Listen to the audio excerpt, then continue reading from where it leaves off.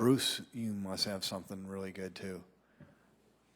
Of course I do. It's Bruce Danielson, and I guess I'm here to entertain you too. Good evening, and welcome to the Carnegie Town Hall. This meeting of the City Planning Commission will begin after a few introductory remarks. The City of Sioux Falls Planning Commission serves as an advisory board to the City Council. It is the responsibility of the Planning Commission to consider and make recommendations on land use and zoning matters. Actions taken tonight on conditional use permits are final unless appealed to the City of Sioux Falls City Council in writing within 5 days. And any actions taken tonight on initial development plans or alternative plans are final. Any recommendations made on preliminary subdivision plan requests tonight will be referred to the City Council for final action at the third council meeting of this month, or at the first council meeting of next month if associated with a rezoning. Any recommendations made on rezoning requests, future land use amendments, or ordinance amendments tonight will be referred to the City Council for final action at the first City Council meeting of next month. Council meetings are held at 6 p.m. here in the Carnegie Town Hall and are televised. The Planning Commission will first approve the consent agenda and then the regular agenda.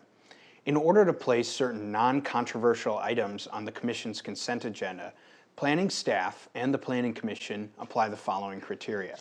First, the request conforms with the SHAPE Sioux Falls 2040 Comprehensive Plan. Second, Planning staff recommends approval of the request. And third, there are no audience members present or written comments received in opposition to the request. By approving the consent agenda, the Commission is approving the items on consent. Therefore, upon approval of the agenda, those members of the public in attendance for those items are free to leave. For the regular agenda, the following normal public hearing procedure will be followed for each item, by first requesting planning staff to present a brief report on that item. Second, the petitioner or a representative will be requested to come forward to make a statement or answer questions. After the petitioner has spoken, anyone from the audience who wishes to address the agenda item shall be recognized. Then, the Planning Commission will discuss the matter further and take appropriate action. We ask that anyone addressing the Planning Commission move to the podium microphone and identify themselves for the record. Please limit your comments to less than 5 minutes. As a courtesy to everyone here tonight, we ask that you please either turn off or silence your electronic devices. This meeting is being televised on CityLink or is available at any time at siouxfalls.org. Thank you for your cooperation. Good evening and welcome to Carnegie Town Hall. I call this meeting of the Sioux Falls Planning Commission to order. I would like to emphasize a couple of items out of courtesy for everyone. Please silence all electronic devices at this time. We look forward to hearing your testimony tonight and appreciate you joining us. In an effort to have sufficient time to hear from audience members, we ask that when you come to the podium, please state your name and address for the record. Please limit your comments to 5 minutes or less to allow us to hear from everyone who would like to speak. At this time, we will consider the consent agenda, but first I have a note from Commissioner Paulson that he'd like to recuse himself from the consent agenda. Yes, I would. Thank you. Thank you, Commissioner Paulson. Tamara, please read the items on the consent agenda. Item 1A, Planning Commission briefing of Tuesday, March 2nd, 2021. Item 1B, Planning Commission meeting of Wednesday, March 3rd, 2021. Item 2A, Petition Rezone 013884-2021, rezoning from the RT1 Single Family Residential Traditional District to the RT2 Townhome Residential Traditional District located at 1200-1202 East 6th Street. Item 2B, Petition Rezone 013886-2021, rezoning from the O Office District to the S1 General Institutional District located at 5800 East 26th Street. Item 2C, Petition Rezone 013945-2021, rezoning from the C2 Neighborhood Commercial District to the I1 Light Industrial District located at 1308 East Dyke Drive. Item 2D, Petition Rezone 013946-2021, rezoning from the AG Agricultural District to the LW Live Work RD2 Townhome Residential Suburban and RS Single Family Residential Suburban Districts located at East 41st Street and south of East 6th Mile Road. Item 2E, Petition Rezone 013964-2021, rezoning from the RT1 Single Family Residential Traditional District to the RD1 Twin Home Duplex Residential Suburban District, located at 915, 921, and 923 North Blauvelt Avenue. Item 2F, Petition Rezone 013983-2021, rezoning from the RA2 Residential Apartments Moderate Density District to the S1 General Institutional District, located at 316 Northwestern Avenue. Item 2G, Petition Rezone 014012-2021, rezoning from the RS Single Family Residential Suburban District to the RT1 Single Family Residential Traditional District, located at 617 East 29th Street.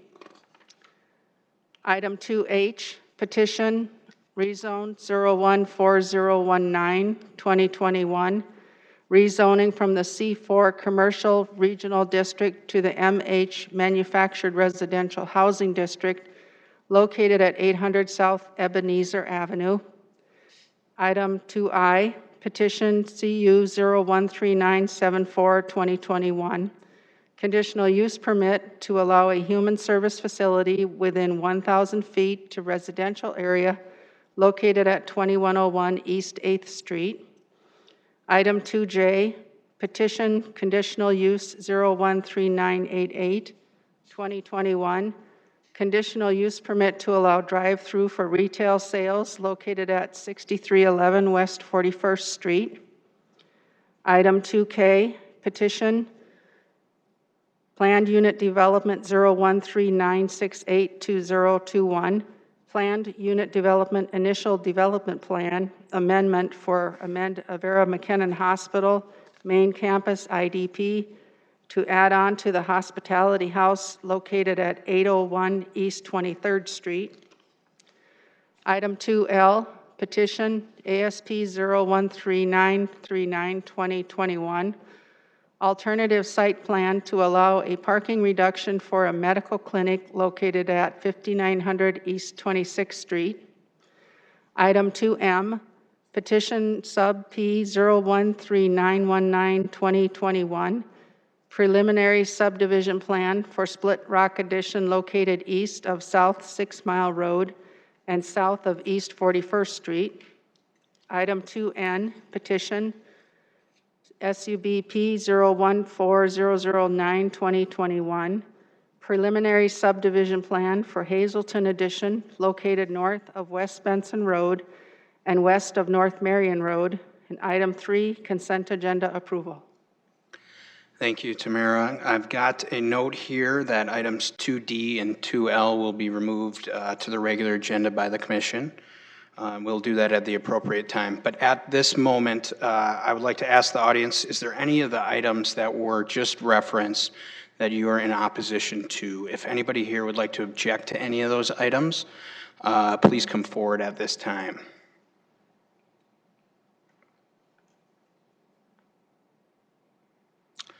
Seeing, yes, please come forward if you have a question. Joe Eggy, item 2I of the human service facility within 1,000 foot at 2101 East 8th Street. Okay. Joe, if you'd like to speak on that item, we'll just have it removed for now. We'll move it to the regular agenda. Yes, sir. Okay. Thank you, Joe. Anybody else? Any other items? Yeah, please come forward if you've got one. So any of those that were just read off, if you have opposition to that, you need to speak up now. Otherwise, we will approve them.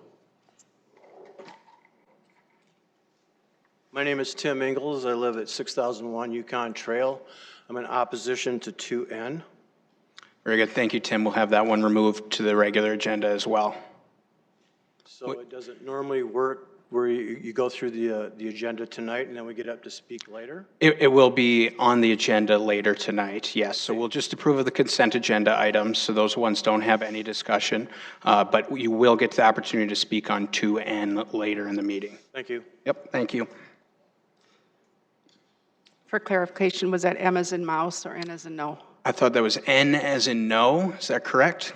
Yep, 2N. Yes, please come forward.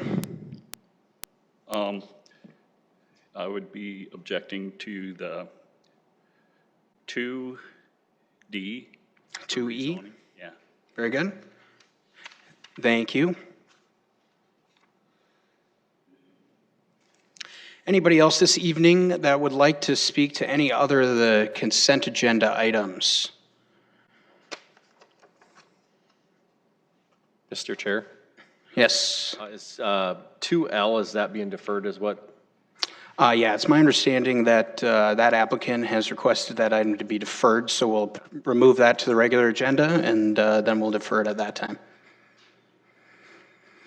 Mr. Chair, I'll make a motion that we approve the consent agenda, moving 2D, 2E, 2I, and 2N to the regular agenda, and deferring 2L to the next meeting. I have a motion, and we can do that all in one, I believe. So we've got a motion to approve of an amended consent agenda effectively. Do I have a second? I'll second that. I have a motion and a second. Any further discussion on those? All those in favor of approving the amended consent agenda signify by saying yes. Yes. All those opposed say no. The consent agenda items, as amended, have been approved 5-0. If you were here on a consent agenda item that was not removed, you are free to leave at this time. Tamara, I'll ask you to now read the next item on the agenda. The next item is 2D, Petition Rezone 013946. Just 1 second. I think we also need to approve of the regular agenda as amended. So we'll do that first. Commissioners, can I get a motion to approve of the regular agenda as amended? Mr. Chair, a motion to approve the regular agenda as amended. Motion, do I have a second? Second. Motion and a second. Any further discussion, commissioners? Hearing no further discussion, we'll take a vote on the amended regular agenda. All those in favor signify by saying yes. Yes. All those opposed say no. That has passed 6-0. Now, Tamara, please read the next item. Thank you. Item 2D, Petition Rezone 013946, 2021, rezoning from the AG Agricultural District to the LW Live Work RD2 Townhome Residential Suburban and RS Single Family Residential Suburban Districts located at East 41st Street and south of East 6 Mile Road. Planning Commission, Albert Schmidt, Sioux Falls Planning Office, here to report on this one. So this location here, once it switches over, excellent, is the rezone here that we have first and foremost for the southeast corner of East 41st Street and South 6 Mile Road. Currently it's ag, it was annexed in earlier this year, and the request is to rezone this for development into 3 different zoning districts: Live Work, RD2, and RS. Of those districts, currently this area is 49.6 acres in size. They're proposing 11.55 acres of Live Work, 17.09 acres of RD2, and 20.96 acres in RS Single Family. We've done a review internally through the city staff on the subdivision plan and the land uses, and there aren't any outstanding comments that aren't being worked on right now through engineering. There's some final traffic numbers and things like that as far as the final design, sidewalks along South 6 Mile Road that are being worked through our engineering process right now that will have to be finalized before they can get their next step, which is a development engineering plan to DEP. And so in order to get that, the next step after that is platting, so they'll be held to that standard to get that stuff figured out at that point. But from the rezone standpoint, we didn't have any specific issues at hand with moving this one forward. You can see currently this location is out on the edge of town, surrounded by farmland to the south and then mostly to the east, with existing rural subdivision to the north, and slightly to the east there were some houses. And then to the west we have the expanding Sioux Falls additional subdivisions. So you can kind of see it here in our picture here. The applicant is going to have to be paving 6 Mile Road to their first entrance, which I believe is 46th Street or 44th Street there. And so that will be paved by them for their hard surface access. There'll be a secondary access that they've proposed in their preliminary subdivision plan to 41st Street to the north to allow for 2 entrances in and out to abide by fire code. And this, again, just to really reiterate, this is in coordination with that preliminary subdivision plan, subdivision 13919/2021. And this area is identified as a neighborhood employment center in our comprehensive plan at this intersection. This intersection is also 2 arterial streets. South 6 Mile Road and East 41st Street are both indicated in our plans as arterial streets going forward. And so this location, while it doesn't technically have any commercial on there, mostly it's considered residential, so it meets our comprehensive plan standpoints of things, and it fits in the minimum standards of Sioux Falls for density and services provided. With that, we can answer any additional questions you have. Thank you, Albert. Commissioners, any questions for Albert tonight on 2D? Thank you, Albert. Is the applicant forward? Or is the applicant here? If we could get you to come forward. State your name and tell us about the project, please. Hello, Brady Hyde, 4615 South Tech Link Circle. So just to expand on what Albert said there, it's a 50-acre project, intention of some single-family homes, some twin/paired homes, and some townhomes. And then at some point in the corner would likely do some townhome for lease community. So that's our intention. Very good. Oh, sorry. So I said it's approximately, just to expand on what Albert said, it's approximately a 50-acre development. As it's noted up there, we'll do some single-family homes, some twin homes/paired homes, some townhomes, and then some likely in the live work area in the northwest would likely do some a townhome for lease community. Thank you, Brady. Commissioners, any questions for Brady tonight? No questions. Thank you. Thank you. If anybody's here from the public to speak on this item, please come forward at this time. Thank you. Please state your name and address for the record.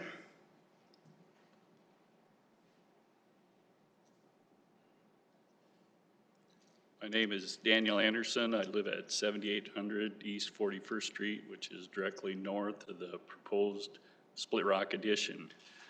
I have come to this hearing to express my concerns about the proposed rezoning of this property. As an outsider looking in, this appears to be a multi-unit project showing a denser zoning with relatively few single home lots. The RT2 zoning allows up to 8-unit townhomes. The RS zoning looks to be twin home buildings on small lots and the very few single family lots for owner-occupied homes. Then we have the 11.5 acres of live-work zoning, which allows retail, offices, apartments, which really means a more commercial type development in a totally residential area. This type of zoning would negatively impact the value of my property and others in this area.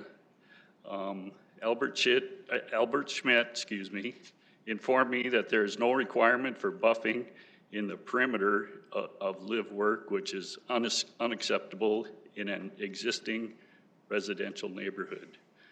My property should not have to be the buffer or transition to other single-family homes in the area of Pine Hill Addition.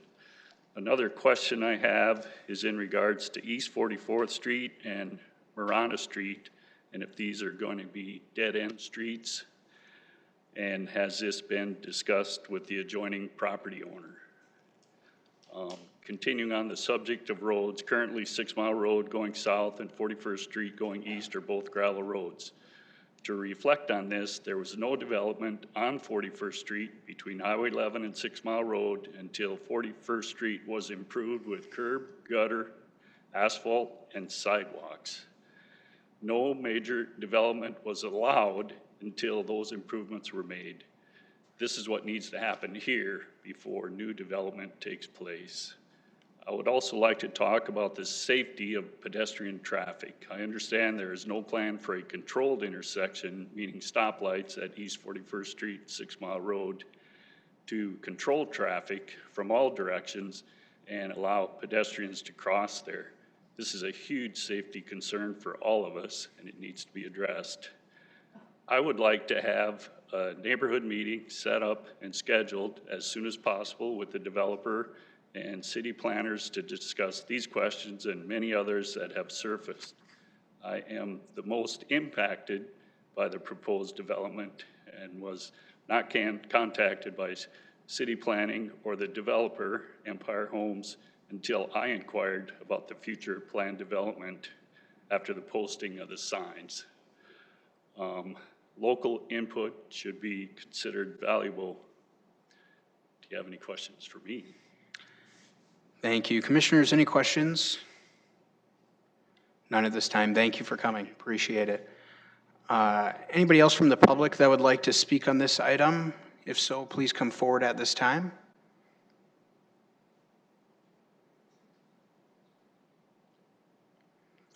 Please state your name and address for the record. Again, Joe Eggy, I'm 8801 East 38th Street, which is just north and to the east in the Pine Hill Edition, Anderson Edition, whichever you may please to call it. Being that the city has a 300-foot buffer that they have to send these letters out to, I had some pretty short notice here. Dan stopped in at the shop and was telling us about this, and quite frankly, the live-work area is my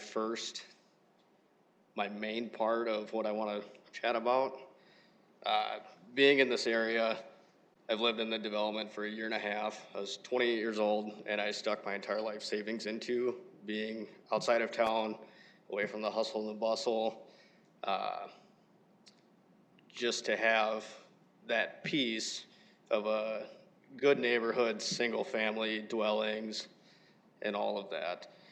So the live-work is what really concerns me.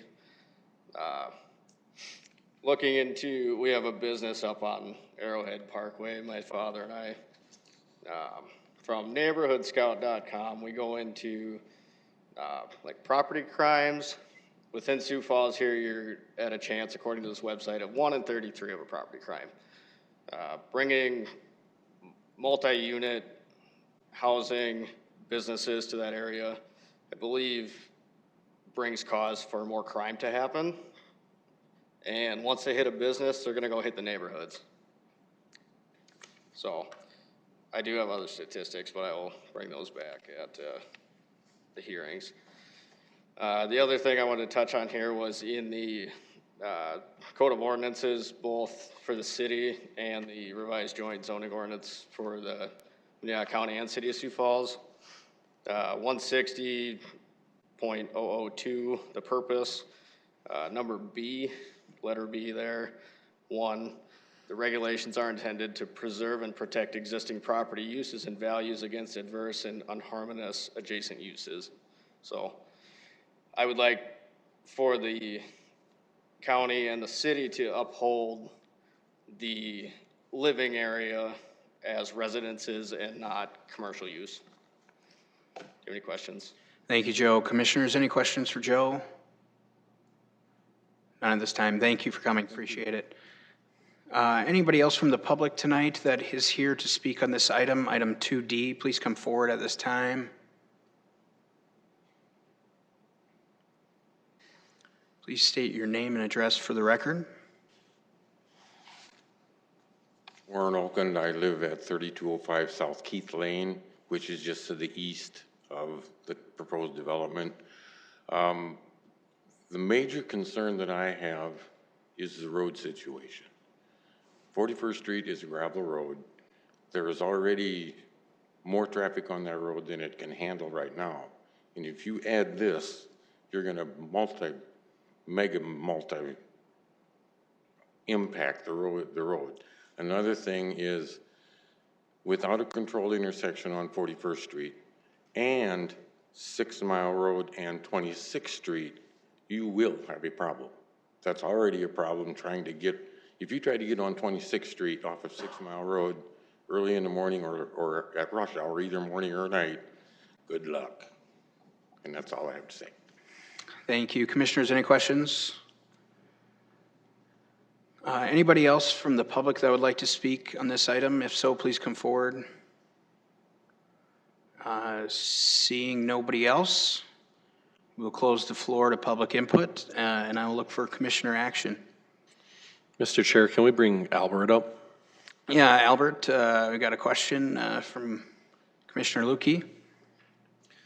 Albert, can you tell us how notification works? There's a couple comments about not getting notified.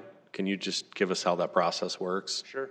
So with our process, we try to follow the state law and make sure that there's as much chance of trying to get notification out there. So we take it a three-prong approach.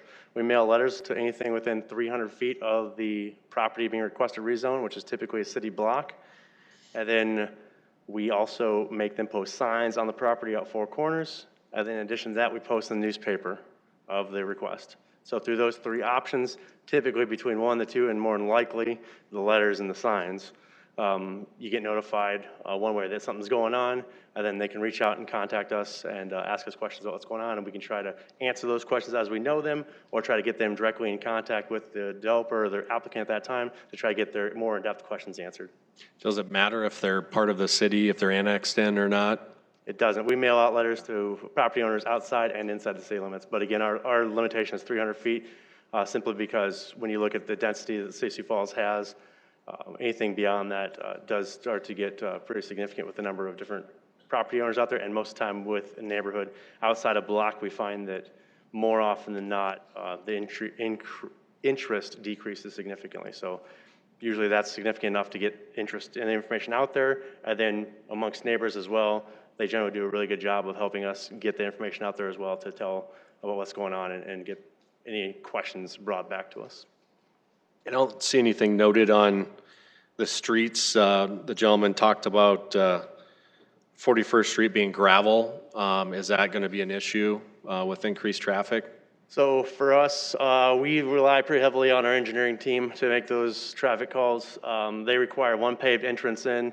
The applicant has chosen to pave the South 6 Mile Road entrance in. The 41st Street exit, still you can see here on the picture here on the top right-hand corner, it really kind of just stops, turns into gravel going in there, going further to the east.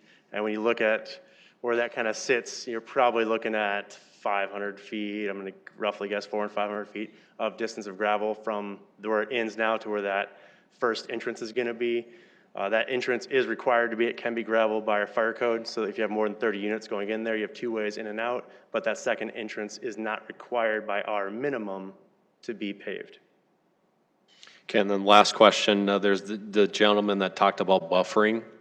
Can you explain what this type of zoning, what's required? So there's two kinds of buffering typically when you think about it. The first one is the heavy uses and us and our landscape buffering. Well, with two arterial streets, the one on the north, one on the west, we don't have buffering standards once you get to arterial streets. Arterial streets are considered to be taking up that buffering. Since arterial streets can get to be 7 lanes wide, typically we look at that and our comp plan said that's buffering in and of itself because you're creating a significant distance there. However, we still do require for parking lots to be screened from those adjacent properties so that you're not getting as much headlight screening or streaming into the lights across. Will it stop everything? No, but we're trying to reduce the impact that those driveways and things like that have. In addition, we still do have street trees required, 1 per 50 feet, and then parking lot trees are required as well. So there will be landscaping out there, but our traditional buffer yards aren't applicable when it's adjacent to an arterial street. Thank you. Very good. Thank you, Albert. Commissioners, any further questions for Albert while we've got him up here? Albert, I had a couple questions about what the traffic requirements are as far as like stop signs, stoplights. Do those depend on, is that how many, like a density, requirement, or how do you decipher That's a great question.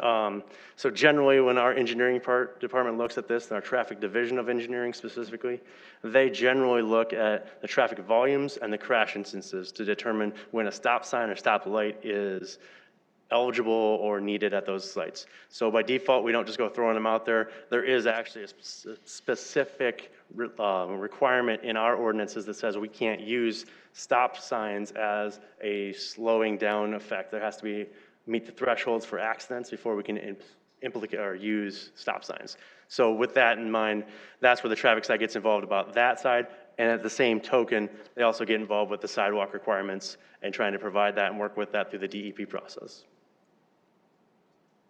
Thank you. With the live work section, are those the strip mall or the plans for the blue area? Is that going to be providing resources for people? Is it needed out there? Sure, good question. So when we think live work, it's a very versatile zoning district that allows for a lot of different things.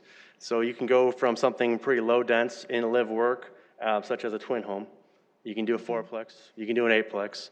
Then you can also do a small apartment complex or small apartment building, which is considered 24 units and 2 stories or less per building. And then you can also do the next step larger, which is 48 units or 3 stories or less per building. And then you can also do the BCF1 form, which is our office form. So when you think office, think of professional services rather than retail more often than not. Those buildings can get quite large, 40,000 square feet for 1 story, 60,000 square feet for a 2 story.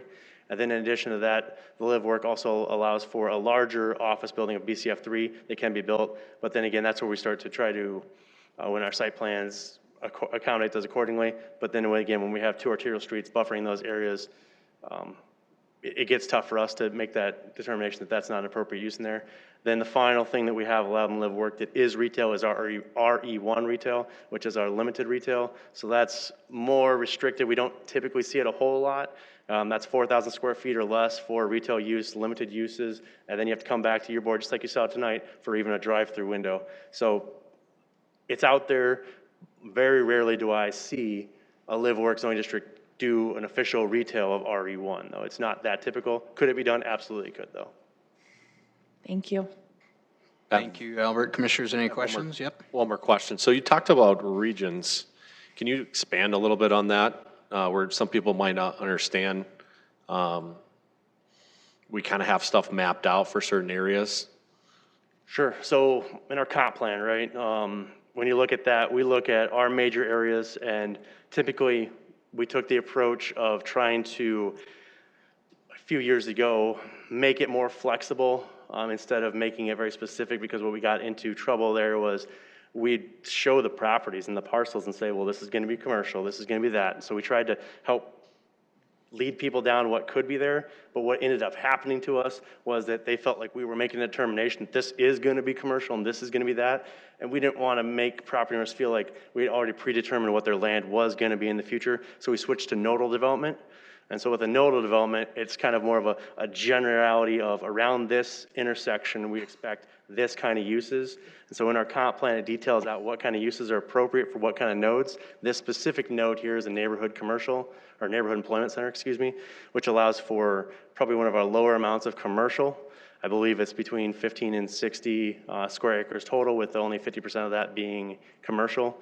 And so for us, that commercial, though, is commercial zoning. So live work does not qualify for us as a commercial zoning district. That's an office and a multifamily district.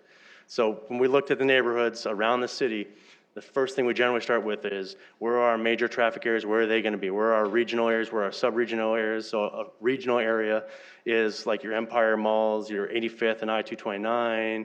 Your sub-regionals are like the Southside Minnesota or Southside Walmart. But then another regional just out here is the Dolly Farms area. And then you get smaller and smaller as you get kind of into smaller areas.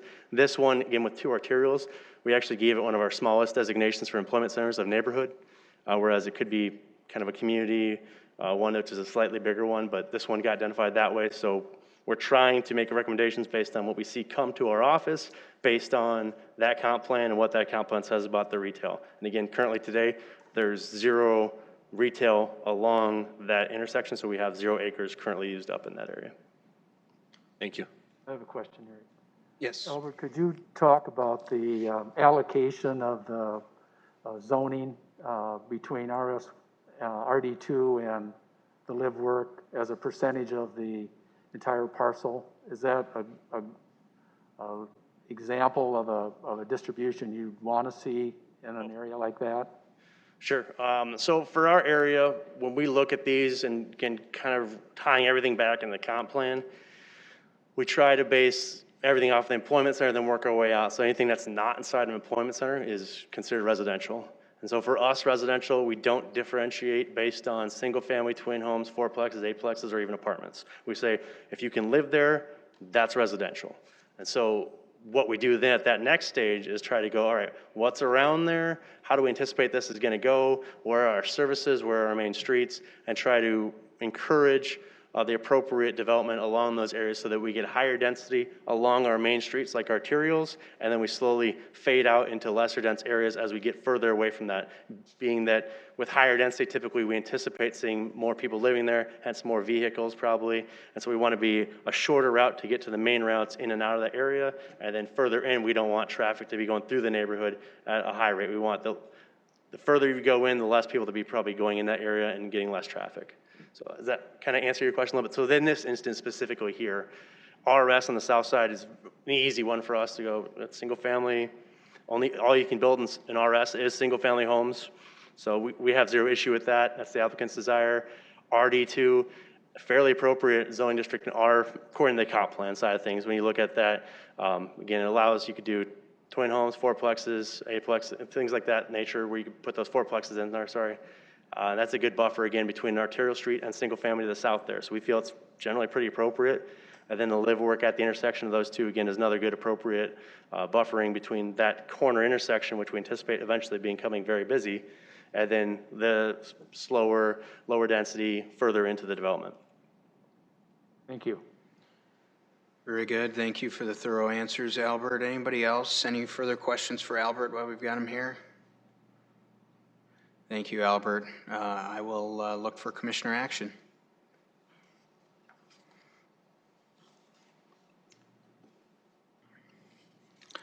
I'll make a Commissioners, do I have motion for approval.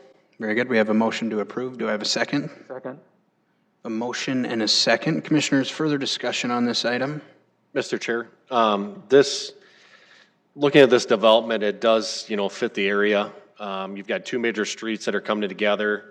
I know we have, every once in a while, we're meeting city meets county, and I wish that we could keep, the beautification of what's going on in that area, but, someone has bought or wants to buy bought the property and wants to develop it, and this does fit the area, so I will be in favor of this.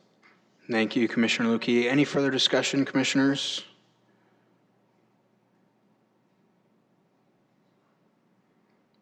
Seeing no further discussion, we will take a vote on this item.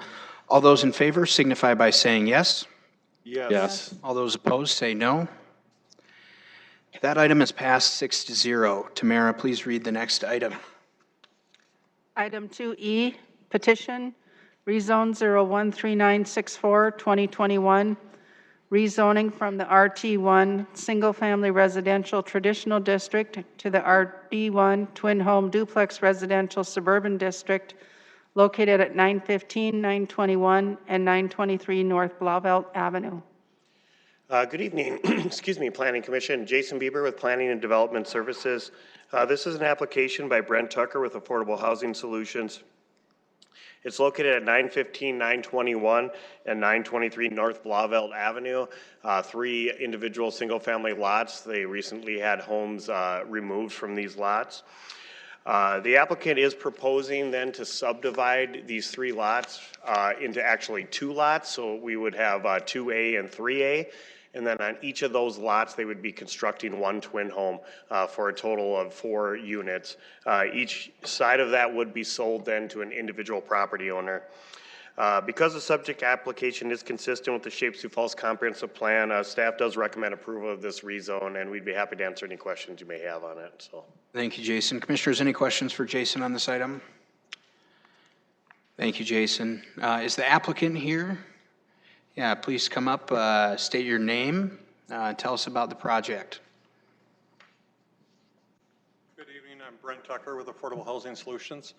We had acquired these properties over a period of probably 7 years. It started with our organization purchases rundown, dilapidated properties and that are not feasible redevelopment. We tear them down and then in turn construct homes that are then sold to income eligible families.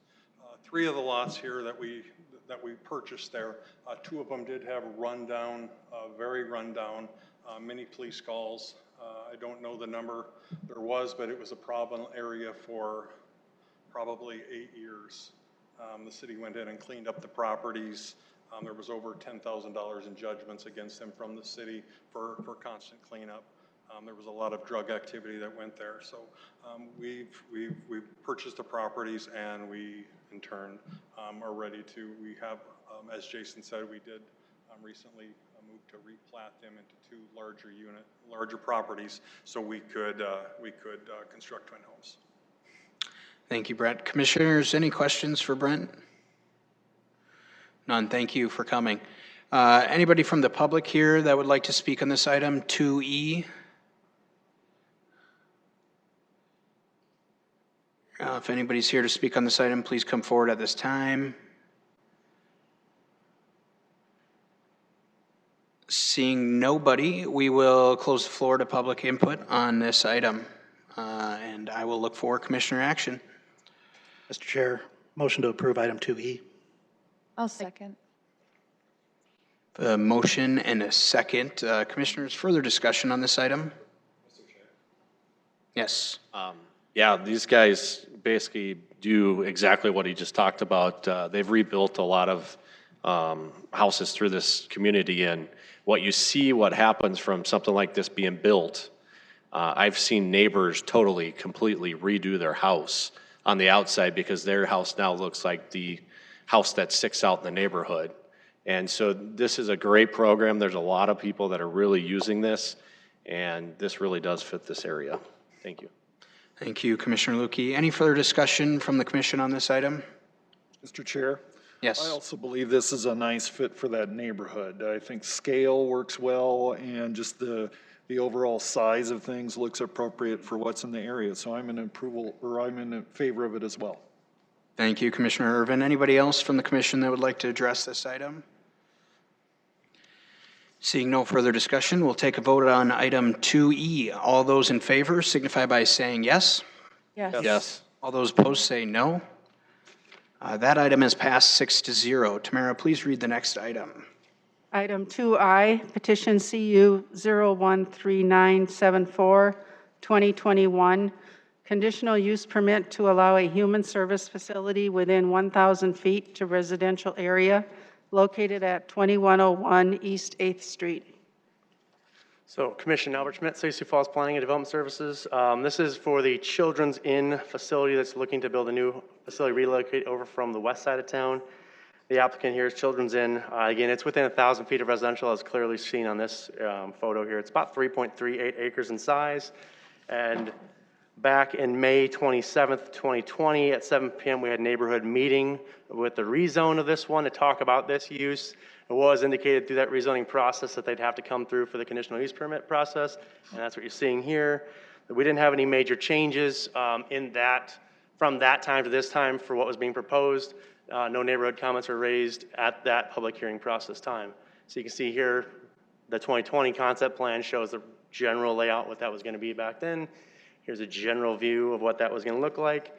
And then here's the most current one, which doesn't do as nice a job, but we still are going to require, because these are not arterial streets, buffer yards will be required on the north and on the east. And in addition, they'll have to have parking lot buffers with the stop the screening of the, or have screening of the parking lot lights from the vehicles pulling in as well. So those additional standards will be out there, will be enforced. The site plan shown here for the showing for conceptual meets those standards from what we can tell, but they will be required for our final review to have all those standards met when it comes down to it. So based on that, this site is showing the current proposal phase 1, and then also having phase 2 for additional bedrooms being added to the south of the facility, still providing a screened-in area for the kids to play, providing enough on-site parking, and meeting all the conditions for staff. So with that in mind, they have also met our security management plan for this facility, which has been approved by law enforcement. Staff is, because it meets the intent of the ordinance, and they've fully complied with all steps required by the conditional use permit, recommending approval of this location. Very good, thank you, Albert. Commissioners, any questions for Albert? Mr. Chair? Yes. Albert, the one thing on this one, for parking, can you go through parking a little bit? Yeah. My only concern on this just right away is, you know, over by the VA, we had, I can't remember what facility was there, and it was always a nightmare for parking. So I'm just wanting to make sure that we look at that for this neighborhood. So that one was probably more of kind of a mix of a hospital they had, then they had kind of elderly care put in there, and then they also had some youth care facilities over there as well. So this is a fairly significantly different kind of property and project. But for us, this is a BCF2 facility, which means that for us, there's one space required for every bedroom. Typically, each one of these bedrooms is going to be a single parent, typically single mom one, so you're likely to see only one vehicle per bedroom anyways. And so this project has 38 bedrooms shown, and so we would require 38 spaces at a minimum. The site plan is showing 65. So they should be able to meet with some for their normal daily needs of having staff come in to help facilitate any additional services that are needed on site here. Should easily be able to comply within that without having to utilize the street for any parking. Thank you. Thank you, Albert. Commissioners, any other questions for Albert? Thank you. Is the applicant here? Please come forward and tell us about the project. Hi, Amy Carter with Children's Inn. I think Albert really covered it. Children's Inn is a domestic violence and emergency child abuse center, so we house women and children who are fleeing abusive situations where their homes are no longer safe. So we are currently at Western Avenue. We're a 24-bedroom facility currently. As mentioned, this will be a 38-bedroom facility. We average about 47 people a day with us right now, and we only have 40 beds, so that is why we are looking to expand. And this facility and the plans that we have will allow us to do that. And so I would maybe also just comment on the parking. The majority of the people who stay with us do not have vehicles, and so the majority of the parking will be staff. And then we have visitors coming to bring donations or for on-site meetings, that type of thing. So there may be that occasion where if we're having a larger meeting that there might be some trickle into the street, but it would be short term, you know, for an hour or two in the middle of the day kind of thing for a meeting. But otherwise, I don't imagine the parking would be much of an issue either. Thank you, Amy. Commissioners, any questions for Amy tonight? Thank you. We'll open the floor to public input. Anybody from the public that's here to speak on this item, please come forward at this time. Please state your name and address for the record. Again, Joe Eggy, property owner at 209 North Leaders, and I'm also speaking for the property owner, Ben Whittemeyer, at 201 North Leaders.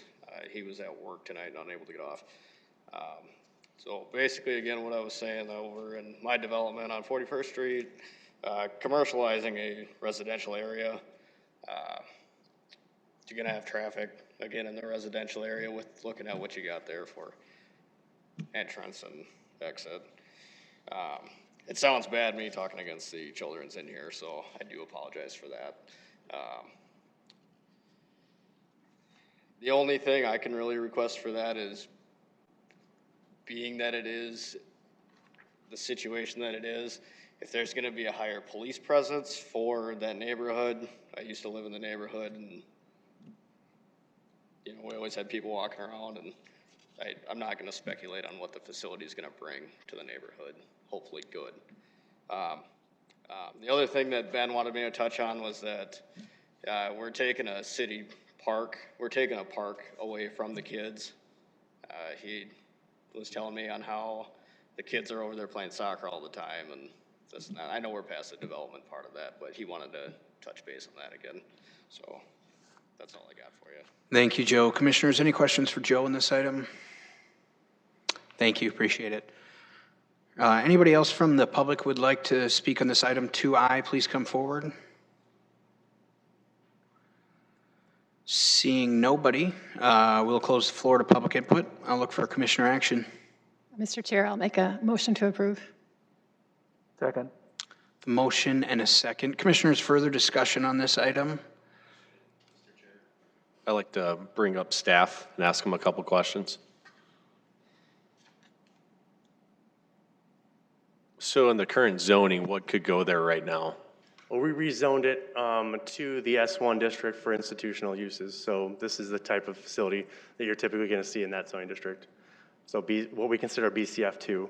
So other things that generally go in as a BCF2 could be things like homeless shelters, human service facilities of that nature as well. So we definitely felt like, based on the existing site here being a previous school by the state of South Dakota, this area is really trying to coordinate these kind of uses to help create a centralized area for people in need to come get services and that. And we would also anticipate that in the future, there's probably likely one more user going south of here that'll come back before this board as well. But to be determined on who that really for is at this point. And then one more question. I'm guessing since it was a school and it wasn't used for a while, that it became maybe used as a park.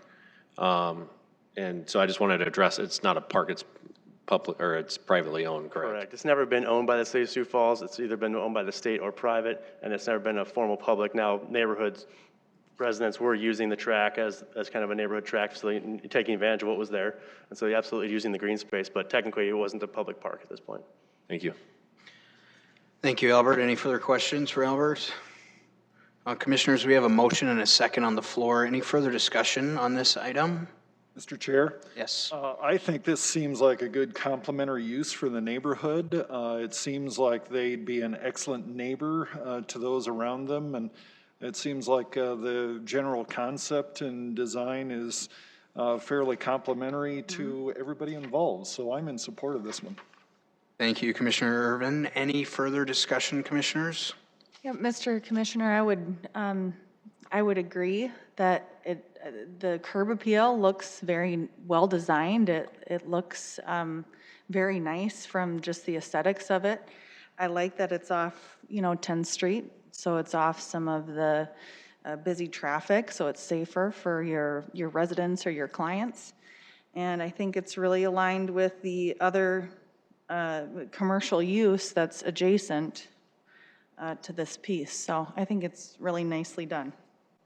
Thank you, Commissioner Fisher. Commissioners, any further discussion on this item? Oh, go ahead, Janet.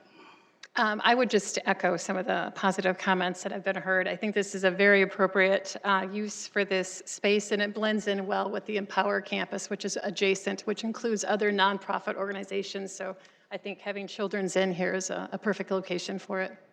Thank you, Commissioner Kittams. Further discussion?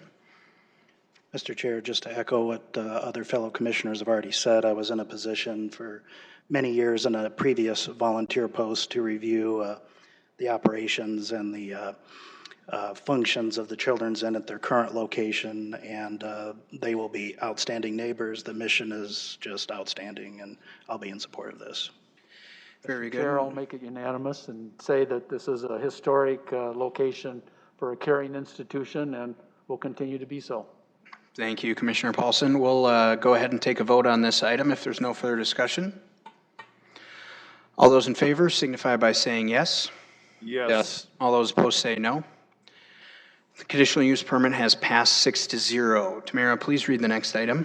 Next item is 2N, petition sub P 014-009-2021, preliminary subdivision plan for Hazelton Addition located north of West Benson Road and west of North Marion Road. Evening again. So this is the preliminary subdivision plan for the Hazelton Addition. We have two items on tonight's agenda. The other one is on for 5A. So when we talk about preliminary subdivision plans, typically we're looking at the connectivity, the general how we're going to get in and out of that area, and not the zoning district itself and the land uses there. That's typically the zoning side of it. So this will be a very quick presentation for you, but just a background for you. Locations at this area in the northwest corner of Benson and Marion Road. They are proposing to add a new a connection, to the south there to Benson Road through this development to ease in the traffic flow in that area. Staff has reviewed that side of things. There's a few outstanding comments going through engineering at this point in time, but engineering was comfortable moving forward with recommendation approval based on the preliminary subdivision plans, connectivity, based on the existing stuff and their current proposal, and based on the needs that they have going forward. We would note that staff would hold this up to make sure that it matches with the second reading of any rezoning that would go through. So if we approve this tonight and there's a recommendation for denial, deferral, or whatever on the rezoning itself, this would get held up to make sure it matches up with that second reading of the rezoning. So just so I'm clear on that side, so nobody feels like we're just approving this one so that another one has to be approved. This is strictly to be for the accesses and the more technical side of things. Staff has reviewed it, recommending approval. Very good, thank you, Albert. Commissioners, we're on the preliminary subdivision plan portion. Any questions on that for Albert? Mr. Chair? Yes. Albert, so what currently could go there? Well, preliminary subdivision plan. So when we talk about that aspect of it, they don't have this access in there. So the nice thing about this amendment to the preliminary subdivision plan is they're looking to add a new access off of this so that it gets more traffic off of the neighborhood roads going north. So I can talk more with the rezoning side about what the zoning side, but from that side, that's what this would really bring to the table. Thank you, Albert. Any other questions for Albert? Thank you. We will take the applicant next. Is the applicant here? If so, please come forward. Please state your name and tell us about the preliminary subdivision plan. Chad VanBuskirk with VanBuskirk Companies. Can take questions on it, certainly. I guess the connection, maybe go one slide back, get a little bit closer up shot of that.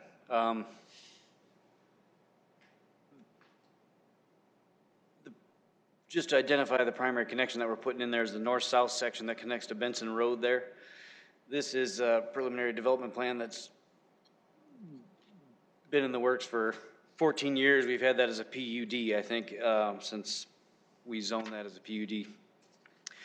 Multiple uses planned in there, but this is just the engineering plan here now, so it's not about the rezoning. But the connection there to Benson Road just simply makes sense to get the traffic off of the residential areas. We're going with some multifamily housing in there, and this is an alignment that separates that from the residential housing, and that's the reason for the alignment. And the curve at the south there of Benson is to accommodate the engineering standards to get it away from a arterial intersection there at Benson and Marion. So, any questions? Thank you. That, it's pretty Commissioners, any questions? None at this time, thank you. We will open this item up to public input. So if anybody would like to come forward and speak on this item, please do at this time. I also know we have a corresponding rezone on this item, and we've received some comments about the rezone. So we will get to those in the next item. But if you have comments that you'd like to make about the preliminary subdivision plan, please come forward.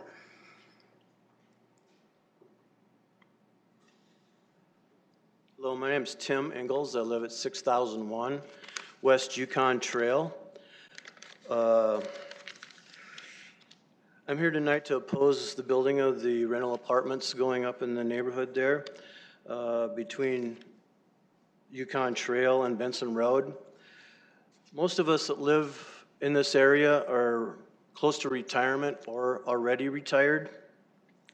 And we're pretty much productive people in the city of Sioux Falls, have been great citizens that abide by the rules and regulations of everything we've done. We feel, when we purchased our homes here, we were told that everything behind us there out in Yukon Trail were gonna be twin homes or single family homes. And now we get thrown this curveball where we're gonna put up all these apartment buildings We already have an apartment complex north of us at 54th Street. They're putting apartments up to the east of us. If we put this apartment building up, it's going to take this development and just sandwich it between two big apartment complexes. And that's really not what us older folks that are getting up in our age, we want to retire in a nice little community. And we feel this is just being pulled away from us. I did some investigating and found out that the land that is in there is already zoned for mixed use. So we were led astray from the beginning that they could put apartments up without our consent anyway. We were really sold a bill of goods saying that this was all going to be a development. In good faith, we went with VanBuskirk and said, yeah, we want to develop this. We were the first phase of this whole development. And it since went to phase 2 and phase 3. The section we're talking about now that they're talking about rezoning was told to us to be phase 4. We all went on the website before we purchased our homes, and it was stated as such. They had lots back there. They had a road flipping around. Now it just feels like the rug is being pulled out from underneath us. I know the developer has his own, he can do whatever he wants. I'm just looking to you folks to say, you know, we got these big developers in the city that have done great things for the city. I just want you to take a look at this particular neighborhood and say, hey guys, you misled these folks, and we don't want you to put an apartment complex up in this corner.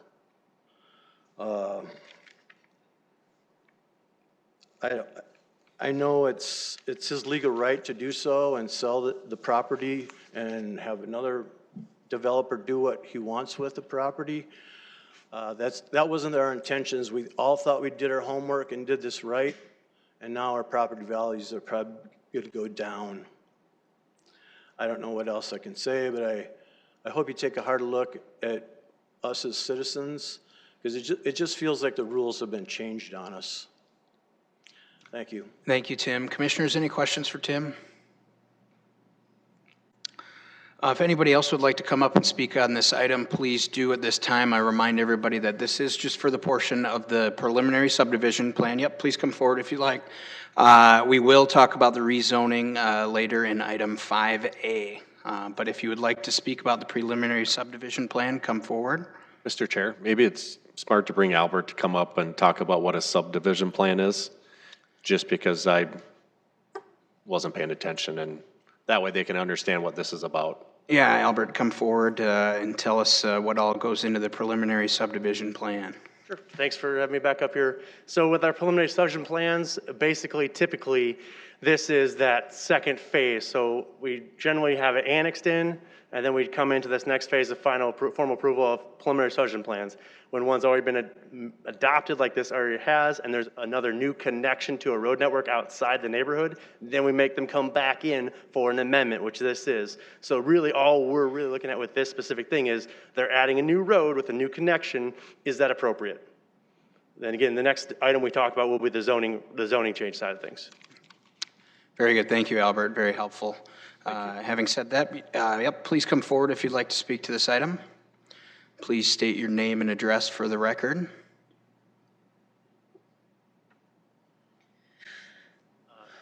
John Jewett. I live on 5910 Yukon Trail.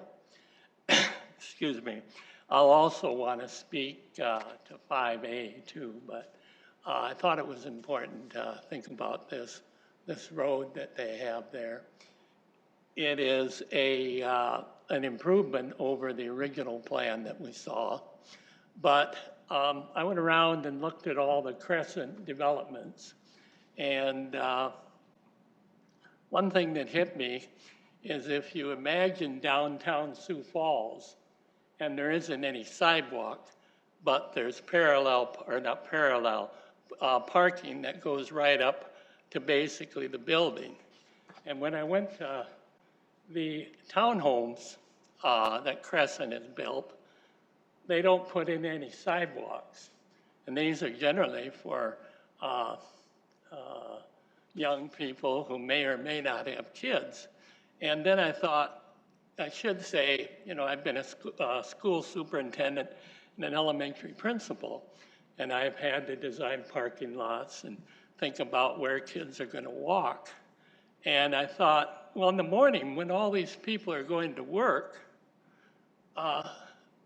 they're backing up from both sides, and there's no sidewalk. I mean, as people zoning and thinking about what ought to be done, it is really necessary to take a look at that. From going around all the different apartments, or buildings, I think there were 5 or 6 in all. One, City's Edge is, they've started building out there. You're probably familiar with it. And what's different about what they're doing there and what they're doing off of Benson Road is that the road that City's Edge is on is already paved and has curb and gutter. Well, the road that they have coming out here to Benson Road is just not a very developed gravel road, and you're going to have 400 and almost 450 units of people coming out of that. And I'm not sure I'm thinking that it's in the Tri-Valley School District. So the Tri-Valley School District is going to have to try and get into that area. And since it isn't paved, I think that this ought to be delayed, and people ought to think about the safety of children, and also the property. If you think about that area, there are 14 units compared to 450 units. And the people with the backyards there have a 25-foot from the building to the other. Now, it was good that Steve VanBuskirk, increased the amount of space in that area. But when you think about it, there are 72 units right along that line there. 72 units, those people are going to share, if they want to recreate, they're going to go and they're going to share the space of these twin homes. Now, these aren't just twin homes that they put anywhere. Practically all of them are 3-car garages, and they are properties, from anywhere from 300,000 to 400,000. So there is some real property values in there.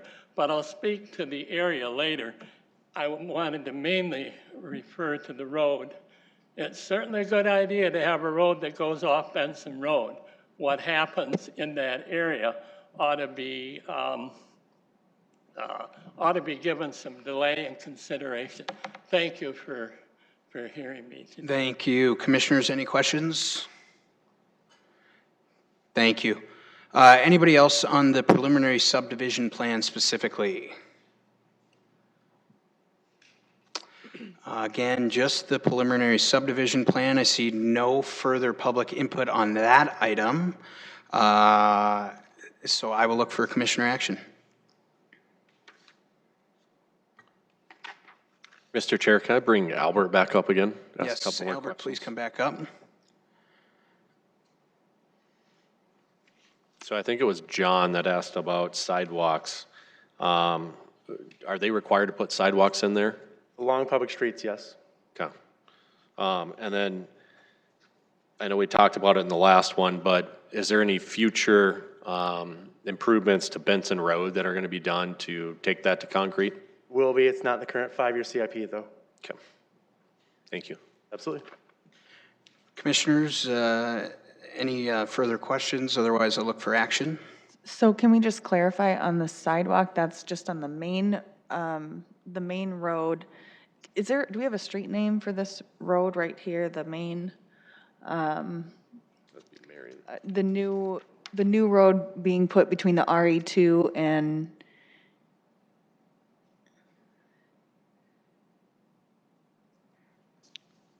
Albert, I think the question is for you, if we've Yeah. got a street name for the. Yeah, do we the have a road street that's name? going in. And I'm just clarifying, there will be sidewalks on this main road coming through, but there will be more streets. Yeah, it's just a continuation of North Olympia Olympia, Drive. thank you. And then, Okay. yeah, it's a public street, so there would be sidewalk on both sides then.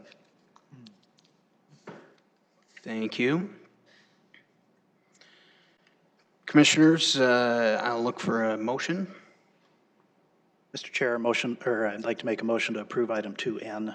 Second. A motion and a second. Commissioners, any further discussion on the preliminary subdivision plan? Mr. Chair, I think it makes sense to have a second road or the extension of this road connecting down to Benson. So at this stage with this layout, this makes a lot of sense to me and I'm in favor of it. Very good. Commissioners, any further discussion? Hearing none, we'll take a vote on this item 2N. All those in favor signify by saying yes. Yes. All those opposed say no. The preliminary subdivision plan has passed 6-0. At this time, I will announce that I will be recusing myself from this next item and passing the gavel off to Vice Chair Paulson.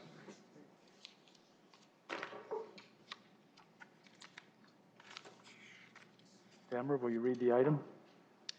Yes, item 5A, Petition Rezone 014-007-2021, rezoning from the PO-PUD pedestrian-oriented PUD district to the RA1 apartment residential low density and RA2 apartment residential moderate density districts located north of West Benson Road and west of North Marion Road. Excellent. All right, so this is probably what most people are here for tonight, so it's going to be a good discussion here tonight. This one here is currently zoned PO-PUD. The applicant is Creston Capital Holdings. They're looking to purchase it from the Hazeltine Partners LLC, which is the VanBuskirk Group. Again, currently zoned PO-PUD, which allows for a large amount of things we'll go over later on tonight, but they're looking to rezone that down to an RA1 and RA2 apartment residential. It's approximately 18.94 acres in size at this location. And of that makeup, you're seeing 7.21 acres of RA1 zoning and 11.94 acres of RA2 zoning proposed. Now, when we've done staff reports on there, staff review on this, the drainage, engineering, sewer, police, fire, traffic, all had no additional comment based on the plans and concept plans provided to us of that. Access does have some additional comments about 80-foot right-of-way on Olympia as part of the rezoning. And then there's also an application into them for access on that side that they're finalizing out. But again, that's more on the preliminary subdivision side of it and the technical road makeup and size and location. With our review on this side of it, this is the concept plan of what they're proposing. Now again, this is coordinated with the last thing we just heard, the preliminary subdivision plan 14009, which was mainly for that access that we're seeing on the top side of the screen here. This location is abutting a neighborhood employment center here at West Benson Road and North Marion Road. The existing neighborhood subdivision to the northwest was built out mainly as twin homes abutting this area and then single family further in. This development of the apartments will act as a buffer between the twin homes and the arterial road networks to the south and east there. And so you can see here again, Marion Road, north-south, Benson, east-west, arterial streets. So over time, we will be improving them, enlarging them, and paving Benson Road first and foremost, but then Marion Road eventually is also going to be widened out as traffic dictates as well. So this area, you can see how it kind of stands between that busy intersection and the residential. So that's why we're considering it buffering. When you look at this development, as that buffering, it's currently PO-PUD for the uses. That would currently allow for a significant amount of things without a rezoning. So currently, it would allow for apartments of unlimited height and density. The proposed rezoning here that we're looking at would actually cap these building amounts. So when you look at the RA2 area, that would be a maximum then of 3 stories and 48 units per building. And then the RA1, which is abutting the RD1, so again, a nice kind of step buffer down there, that would be restricted even further at a maximum of 2 stories and 24 units per building. So this request is effectively a down zone in our review of this from what they could do today to what they're proposing to do. Now, looking at that further, you can see the site plan here, again, of how that transition occurs from the higher density apartments, which are kind of shown as the bigger blocks, to then the more townhome style apartments, which are smaller, shorter. And then in addition here, they've done a fairly good job of helping to show that there's going to be additional standards required, because buffer yards are required in this neighborhood because you're putting apartments next to the twin homes. So we have some additional standards in play to try to help that transition a little bit further. And so we have a buffer yard standard that's in that. They've shown that right now is completely trees. That'll have to be tweaked slightly, but at the same time, it's just a concept plan to show you generally what they're looking at and to help remind you that there's going to be some additional landscaping going on back there to meet our minimum standard of the buffer yard when you're building between those 2 uses. This kind of gives you a rough look of what that RA1 kind of townhome apartments, if you will, are looking like. And again, looking at this area, trying to consider all the different aspects of building and development, what that occurs. Most of this area is going to go into a drainage facility that's already constructed, already zoned CN, and will be turned over to the city of Sioux Falls north of this area on the north side there of the development there. So most of that stormwater should flow into that, be designed for that, and then some of the stuff on the south will have to have their own holding in that area. Now, the difference and the way I want to try to highlight here and just really spell out so that we can hopefully help people understand what the proposal really is here is the current POP district allows for all these uses: 82, 83, MD1, MD2, MD3, NF1, NF2, BCF1, UT1, UT2, RE2, RE3, RE4, RE5. So I've done a little bit of just kind of bringing down the zoning ordinance from a big thick book into just a really quick synopsis, but you can kind of read there the uses, and they range all the way from a 4-unit townhome all the way to unlimited apartments to unlimited style retail. So when you think of a POPUD, the most common one that you think of as far as getting a vivid picture of what one can generally look like, I would usually point people to Lake Lorraine. It's a gorgeous development, a lot of different uses in that area, but it's a big area. They got a lake in the middle, but they have a lot of different uses out there. They have some really large retail, and they also have some really large multifamily, like the retirement village that's on the south side of the campus. Then to the west of there, they have some really dense twin homes and townhomes that are in there too. So that's kind of the development you can generally could see with a POPUD.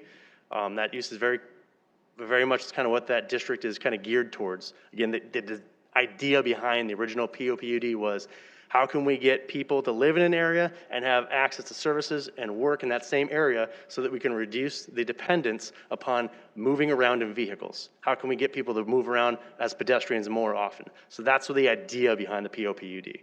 Now, the proposal is to bring that district down to 2 areas of RA1 and RA2 for the areas that the applicant is looking to purchase. So that allows then for DD2, single family, 81, 82, 83, MD1, MD2, NF1, NF2, UT1, UT2. And again, basically you can do anything from a single family house to the maximum now, instead of unlimited apartments, is 48 units per building and 3 stories maximum. So just to give you some examples of the maximum size apartments that we see in Sioux Falls now, and we've seen them get bigger and bigger over the years. So unlimited allows for any kind of these. So these are 2 examples we have currently built in Sioux Falls. The left one, the top one there, is an MD3 example, Greystone Apartments over at 7th and Sycamore. So you're looking at 4-story buildings, 153 units per building. There's 2 buildings there, so that's 300 units just right there sitting there. That could be built today at this location. Then the other example is just north of this development, which is when you hear them talk about kind of being sandwiched between 2 apartments. This University Hills is that one that they're talking about. And it's slightly different, but generally you could build almost the same thing there. We'd require some front yards, unlike us up there, but we would still, the use, the size could all be there. So that one is a 4-story, 122 unit building allowance in that area. And just conceptually trying to keep it within the neighborhood even, when you look at this proposal is touching 17.7 acres after you take out the right-of-way and stuff like that.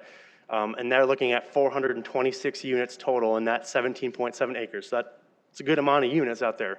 The University Hill area north of there currently has around 479 units on 7.7 acres.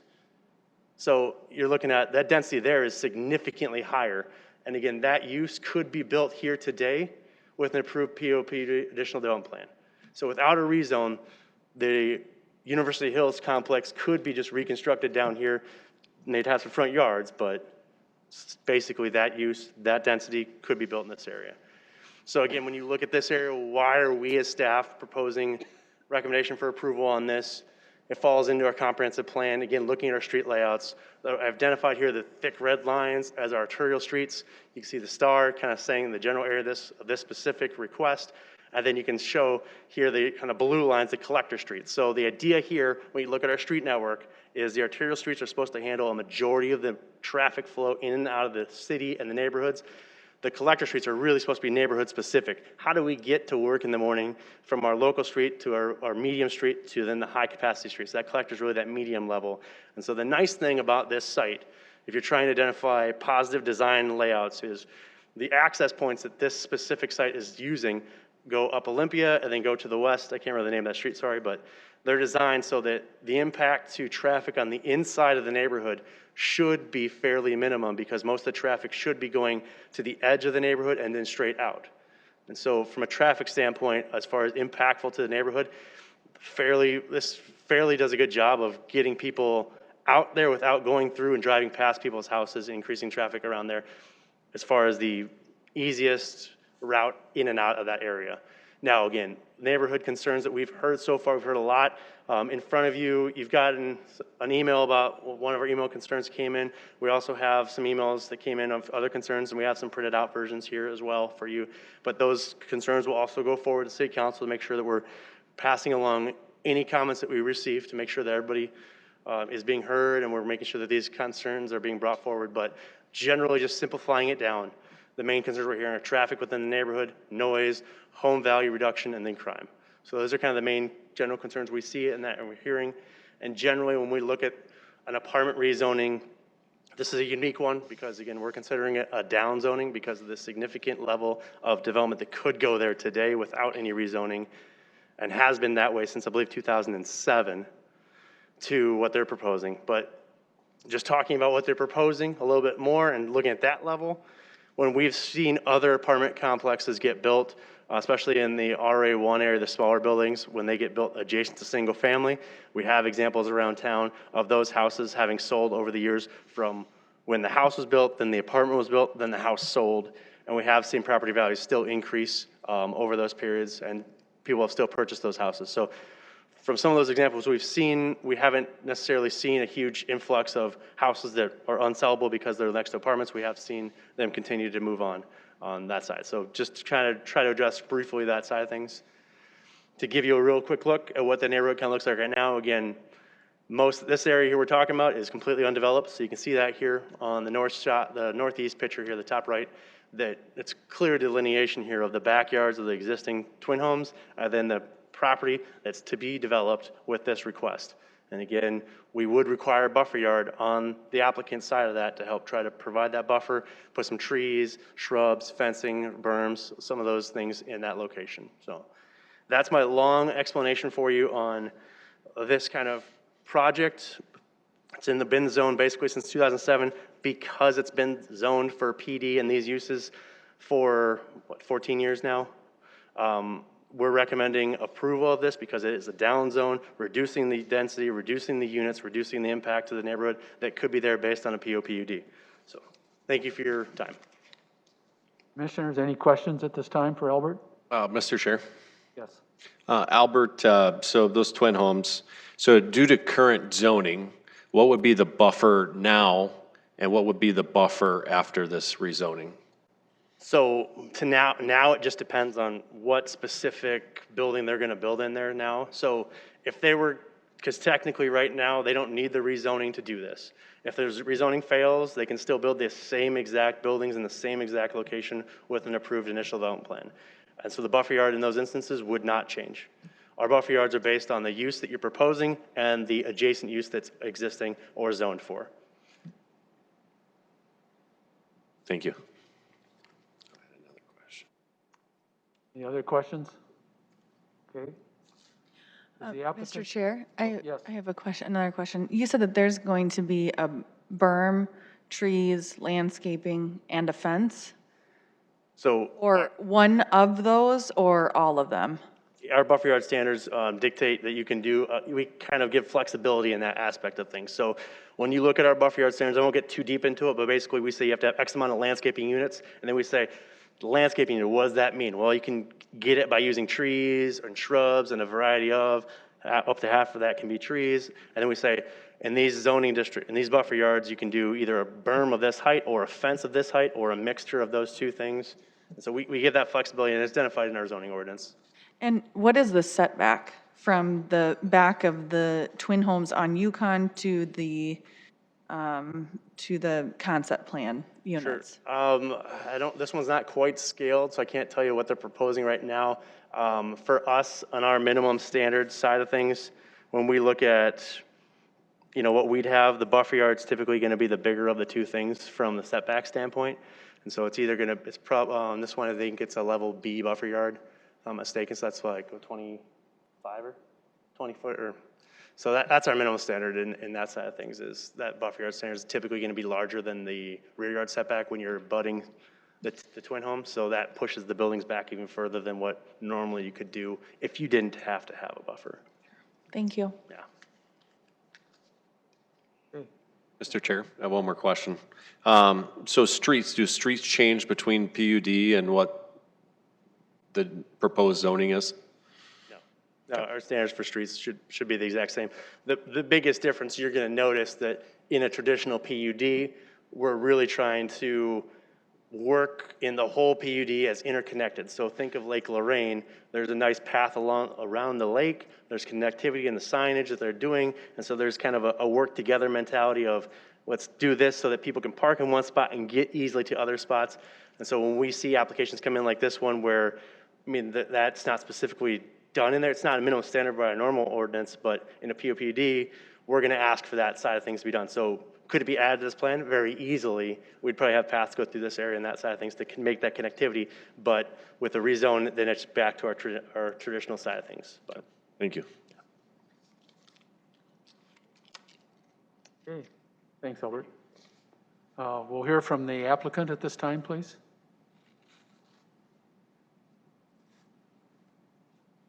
Please provide your name and address and tell us about the project and the history for it. I'm Erica Mullally with Creston Capital. Albert did a great job at explaining kind of what we're doing. Obviously, we're excited for the area with all the development announcements that are up there, and we feel that this is a great addition to the area for the people who have jobs up there. I think from there, I can certainly answer any questions on the overall development if you have any specifically for me. Any questions for the applicant at this time? Okay, thank you. Perfect, thank you. We know there are people in the audience that are wanting to speak on this matter, and so if you'd come forward and provide your name and address, and remember the 5-minute limit, and if you're speaking after someone ahead of you, provide new information, if you will, when you do. Hi, my name is Patty Roth. I live at 4313 North Nob Hill Court in Sioux Falls, and that is closer to the University Hills apartment building complex, but we did receive notification by letter that we are within the 300-foot district around the proposed development. We only received this letter 2 weeks ago. I don't think that was enough time for us to do very much research. My husband and I went out looking for signs to see exactly which part of the Benson Road, Marion Road development this letter referred to. We did not see any signs along Marion Road, and we drive that road a lot. Last night, we finally found one sign way at the very southern tip of Yukon Trail, one little tiny red sign on a gravel road. And then tonight, we went up there to take a picture of it, and it had been moved to the corner of Benson Road, which is all gravel. And it was all muddy. We couldn't even drive up to the sign to see what it said exactly, so we do not feel like we were notified or given much information about exactly what this development would entail. I believe that you said there would be signs posted on all 4 corners of a proposed development, and there were no signs along the paved roads at all. When we had our house built, we did this in good faith. We asked about what would be built around us, to the north, to the south, all around in every direction. We were under the impression also that it would be single family and twin homes. We even asked if there would be some commercial development, and they said possibly along Marion Road in the future, toward the corner of Benson Road. We didn't have a problem with that. We were not expecting any apartment buildings to be built in this neighborhood. We would have perhaps rethought our plans. We had our house built. We bought our lot from VanBuskirks. We followed all of their restrictions and rules as far as setbacks, sidewalks, driveways, how many square feet our house would entail. There could be no sheds in the back. There had to be a certain amount of stone on the front.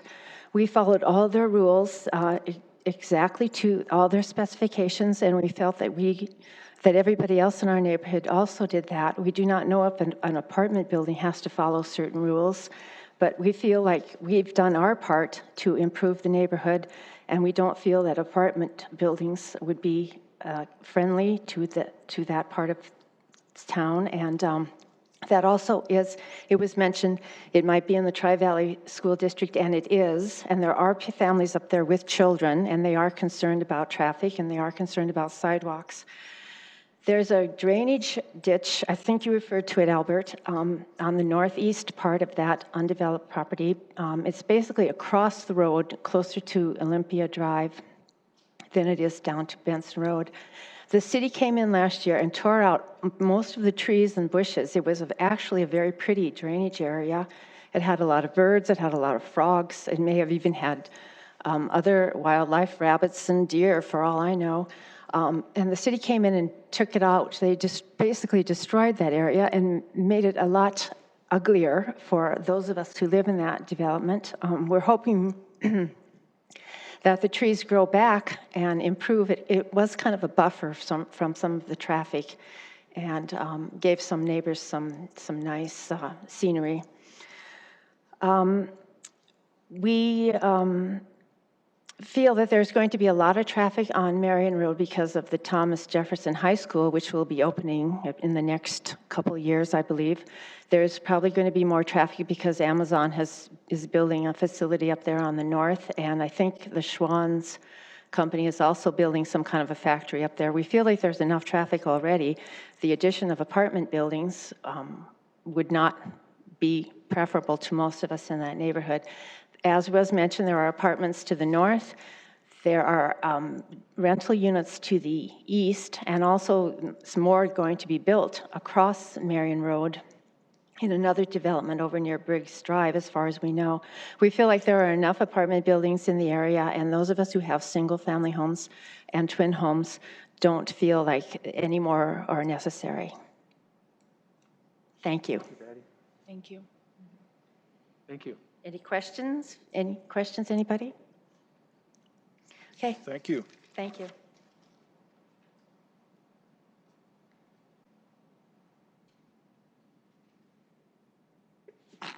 Anyone else wanting to speak on this matter? Please come forward, state your name and address. Hi, I'm Julie Steffen. We live at 5913 West Yukon Trail, and I'm on the HOA board.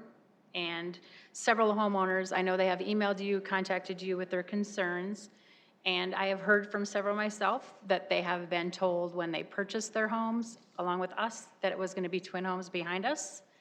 I understand that it's been zoned something previously, since however many years you said, 14. Most homeowners, when you're looking, you don't look back what the land was 14 years ago. You believe what you're being told by the builders and the realtors. And I feel that almost all of us were lied to on what was going to be back there. Some have already put their homes on the market. Some are talking about putting their homes on the market, and that's not the kind of neighborhood we wanted. We were a very nice neighborhood, not saying that people moving in aren't going to be, you know, but they're all going to be rental properties. When we had the meeting with the developer, not any of those are going to be owned. The villas they're putting behind us, everything is rental properties. They are ranging from $864, I believe, to $1,200. And I think if you look around for a 3-bedroom, $1,200 is not that expensive for someone. We're kind of worried about the value of our home when you're bringing that type of development in. The traffic is a huge concern.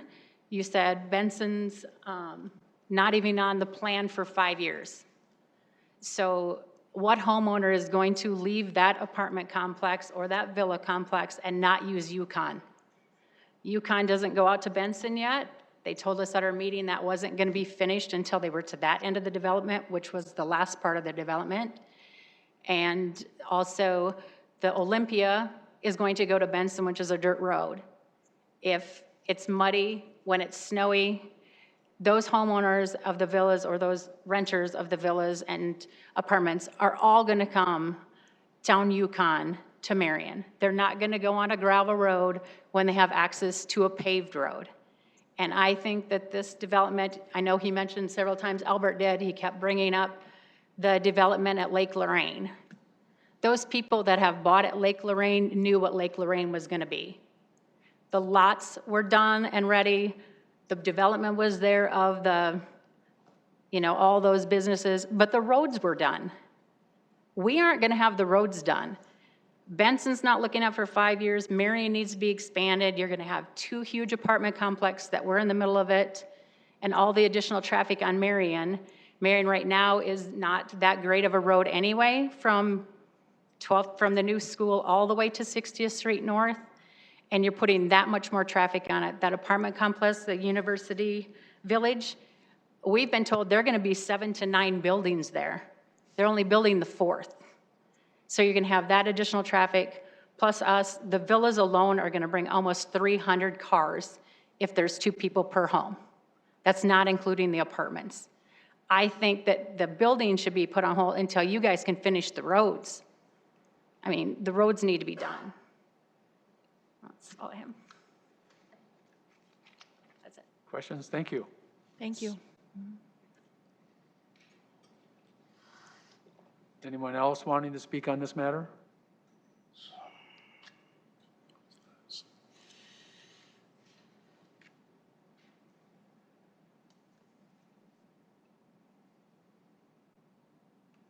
We'll need to ask you to please state your name and address one more time. John Hewitt, 5910 West Yukon Trail. I don't know if I'm the last person that was going to speak, but could you stand up if you're here about this property, just so we have an idea? He needs to speak in the mic. He needs to speak in the mic. Could you ask that question in the mic again, please? Pardon? Ask your question in the mic sure. so it's recorded. Yeah, I asked the people that are here about their objection to this rezoning going ahead. So thank you for letting me repeat it. One of the things that Albert said was when they finished purchasing the property, it hasn't been purchased yet. Has Crest, have they bought the property, or does VanBuskirk own it now? They have not purchased it yet. They have not purchased it yet. Well, I think that's useful. One of the finest developers in our city is VanBuskirk. And again, Albert said they'll have sidewalks there. Well, they'll have sidewalks on this road they're putting in, because they're required to, I'm pretty sure. But I want you to understand that I don't think any of you should vote for this until you go visit the townhouses that Creston has built, and that you imagine your children leaving the apartments. Now, the parking lot, there isn't any parking. It's all the access to the place is from where the parking lot is, and the parking lot doesn't have a sidewalk in front of it.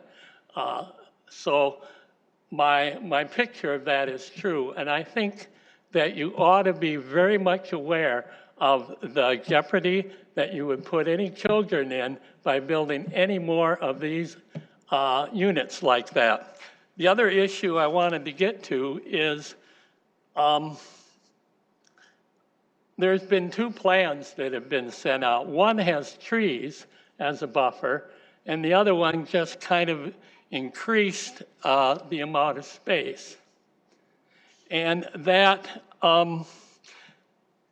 when there's 450 units, about 1,000 people that are going to share this buffer area in there, and it will be the only grass kind of area.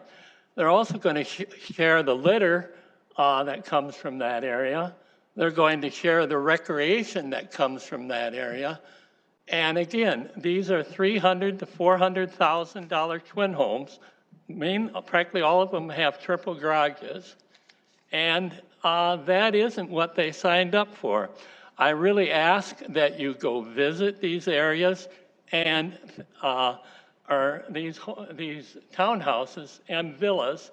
The examples are all out on 82nd and Minnesota. And they talk about the university. I didn't give any statistics on how many people are there.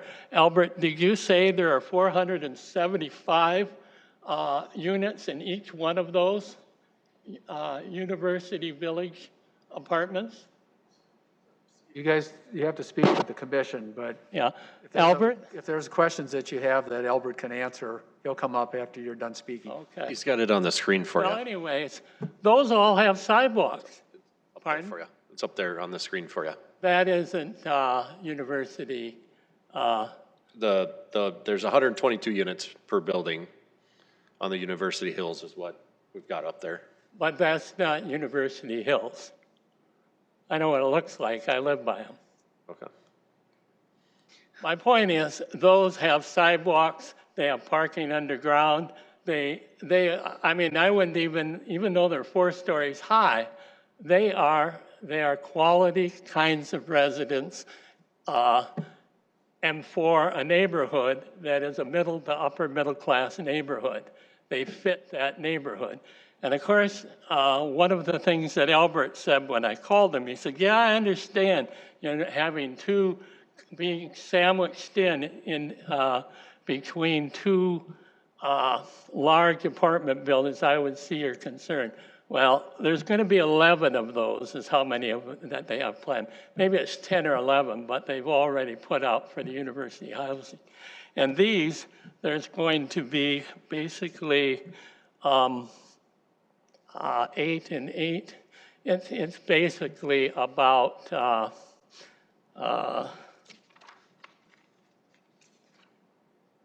there's about 16 to 20 units that they're going to put in there. I mean, it's an extreme difference in that area. Let me see. John, you're getting close to your 5 minutes. Pardon? Thank you. So I ask that maybe VanBuskirk reconsider selling the property and that you take a look and go to 82nd and you look at how the traffic and how those are built. Thank you. Thank you. Albert, did you want to respond to those questions he was asking you?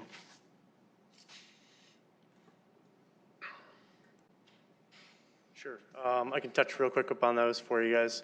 So this example in the bottom right-hand corner is the northmost building, I believe, of the University Hills. So you can kind of see it starts curving there. So that complex is made up of, I think, 4 or 5 buildings currently. So this is an aerial flight from 2020 that we had our consultant take when they fly the city. So it looks kind of an interesting look at some of these buildings. So sometimes it's kind of hard to really picture which ones, but that is from that area just north of there. And again, when we look at the total number of buildings built and permitted today up there, that's where we get the 479 units on the 7.79 acres. Okay. I think that was the main one. Did I miss one? That was it. Mr. Chair, since Albert's up here, so they talked about asking about Marion Road. When is that going to be slated to be redone? I believe it's slated to have improvements as far as overlay or something like that coming up. But as far as a major reconstruction, I don't believe it's in the next 5 years on this section side of it. Now, north by Foundation Park, that's a different story. And then a question on the buffer zone, is there any trees that are going to be a part of that buffer? So again, it depends on what uses you're proposing and what you're adjacent to when our buffer yards are minimally required in that side of it. From their plan that they're showing here, this is far more than what our minimum standard would require on any of that side of it back there. So what they're showing in this conceptual drawing is more than our minimum standard when you're talking about 81 twin homes adjacent to an MD1 form. And again, depending on how you do this, the current zoning now, you could shift that along and do differently. But if you were to move down the MD2 forms, the more apartment style buildings, the bigger ones, then the number of trees you have in there would probably be less than what they're even proposing now, just based on our minimum standards and how we make them break those things up when a buffer yard is required. So you said conceptual, so I'm guessing that this could totally change just based on how it is, where those trees are at, correct? Yeah, just to clarify that. Building locations, parking stalls, all that's just shown to help give an idea of what the proposal currently is and help give an idea of how things could sit out there and what kind of interactions you could expect. And then there was one person that talked about no signs up. Is there anything that, on the corners, is there anything that is done to prove that those signs were put out where they needed to be put? Yeah, so it's a good question. So a lot of things go into those variables, but so when you look at this side of it, the other thing to think is we require in the corners of the areas being proposed to be rezoned. So in this area, any of the areas on the right side of the screen that are turning into a brown, that's the four corner area that we're looking for. So that's the area that you're proposing to rezone, so that's where the signs need to go. We do require an affidavit to be filed with us saying that the applicant has submitted that or posted those signs up there. Typically, when we go out to do site inspections and take pictures, it varies. So as you can see here are site pictures. It varies as far as when we get out there to be able to do that, depending on weather, staff time, and ability. Ideally, we like to do that after the deadline so that we can get pictures of those as well. In this instance, we had to get out there earlier just based on how that was. So we didn't get back out there to do site verifications, but that's why we require the affidavit stating that they posted that. And the other side is then it's one of our three legs of our tripod of notification for a neighborhood. The other one is our neighborhood letter. And in this instance, they made a great comment on this is the unique circumstance here and why we actually over-notified the site is when you look at this area, this map shows the area of the PUD, but in reality, this zoning district is actually part of a remnant piece that's much larger. And so it also includes in the same address and everything as a small piece to the north there, just above the word existing zoning or proposed zoning, and then also the blank area to the left there, that just as the streets kind of start tapering off on the north, kind of on the top left-hand corner. So when we did our notification, that actually went out to 300 feet within any of those areas. So it actually over-notified from what we normally would do because it's that remnant piece, and this is only a portion of that remnant piece being rezoned. So in addition to that, then, as you've seen tonight, neighbors are coming together talking about this, and it does also increase our ability to make sure that people are aware about what's going on. We try to provide the accurate information so they know what's going on. And then in addition, we try to make sure that everybody knows that this is part of the process. This planning commission is, a look at the proposed zoning based on our comp plan, our land use, but then there's more steps regardless of what's decided tonight. If it's recommended for approval or denial, it'll go forward to city council for a first reading and then a second reading. So that's all those, both those opportunities allow for more public input. And then we try to inform people at that time too, to let them know that as the planning commission's a land use board typically, where you're looking at, does this fit into the comp plan? Does it match that? And based on what the existing zoning is, the proposed zoning, does it kind of fit with what we're trying to do with the comp plan? The alternative is with the city council, they have a little more leeway in our opinion of looking at that and going, all right, we understand. It matches everything that we need it to do from our standards, but does it make sense for this community, this area? Is it, even though it ticks all the boxes, is it the right thing for this neighborhood to have done? They get a little more flexibility in that, in our opinion, as staff, that they can look at that and go, look, we're elected by everybody, whereas this board is appointed by people to give recommendation based on our comp plan. They can go, we understand the comp plan says this, but this maybe isn't appropriate here, or we want this additional standard. And just one more question, based on the current concept plan, let's say it stayed a PUD, we didn't approve it. So based on this concept plan, they could go, instead of 2 stories, they could go 4 stories up, correct? Yeah, they probably have to move the buildings back a little bit to make sure that they met the standards, but yeah, they could do taller buildings closer, and then we'd probably have a few other additional standards to throw in there, but yeah. Yep. Thank you. Okay. Was there anyone else who wanted to speak on this matter in the audience? Okay. Well, one more, okay. Please state your name and address. My name is Tim Ingles. I live at 6001 West Yukon Trail. I was up here early, probably spoke out of turn when the road was coming through about this whole thing that's going on. Just want to make it clear to everybody on the Planning Commission that we were not under the thought process of what's going on here.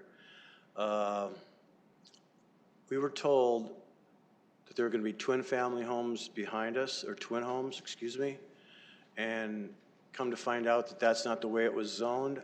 I don't know how a builder can get away with saying that to so many people. Everyone on Yukon Trail was told the same thing. Shame on us for not coming to the board and find out what was really zoned for this place, but we took their word for it. And now we feel like we're really just left out into the cold. I hope you guys take a good look at this.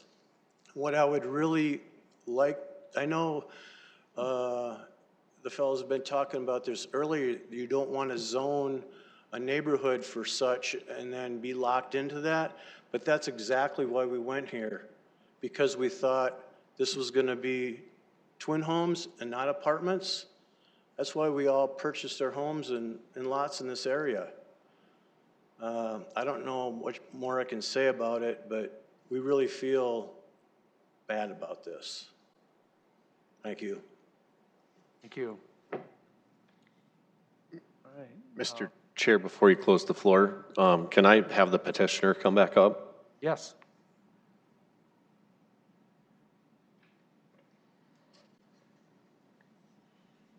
Erica, so on the concept plan, there's about 58, 60 trees that are there. Would you guys be okay putting those in if we made that a condition? Correct, so that's part of our purchase agreement with the seller, is they required a larger setback between those twin homes and those villa units. And they're also requiring a evergreen tree every 40 feet with a deciduous tree in between every evergreen. So that's what's depicted on this, and that's part of our purchase agreement. Okay, and you said it's every 40 feet there's an evergreen? Correct. And then what was the rest of that? In between every evergreen then, there's a 1-inch deciduous tree as well. So essentially a tree every 20 feet. Okay, thank you. I just had a question. Yeah. So just looking at your concept plan, I know there's a space in here where you did put garages that are abut right next to that buffer. Is it possible, did you consider like putting more garages that fall next to the homes, the single family homes, as opposed to the villas abutting directly against that? So we've gone through quite a few concept plans. The problem with garages and having parking spaces there without the buildings would be then from the seller's concern standpoint, would be the headlight shining into the twin homes. So that's why we put, the buffer with the trees, the larger setback, the buildings, And then the villa units do not have any attached garages, so all the garages and parking spaces are not attached to these buildings. And then just to point out as well, just to comment on the gentleman that drove our properties, he probably drove our townhome properties, which are, each unit has an attached garage. So these would have sidewalks that lead to the parking lot and the garages. Very good. Thank you. Any other questions for the applicant? All right, thank you. Yeah. Well, now we will close the floor for public testimony and bring it over to commission action. Mr. Chair, I will recommend approval with the condition of having an evergreen tree every 40 feet, and then I'm going to say this word wrong, deciduous tree in between each evergreen. Okay. Is there a second to that motion? Mr. Chair, before I were to second that, Commissioner Lukey, are you sure in saying that that exceeds current standards for the buffer yard? I'm getting a yes. Does. Does. Okay, I'll second that. Good question. Okay, any discussion on the motion? Mr. Chair, this is kind of a hard one, just because, you know, and maybe Dana, you can kind of chime in here too. Being a realtor, we always tell our clients, my clients, that if you see land, you ask a lot more questions.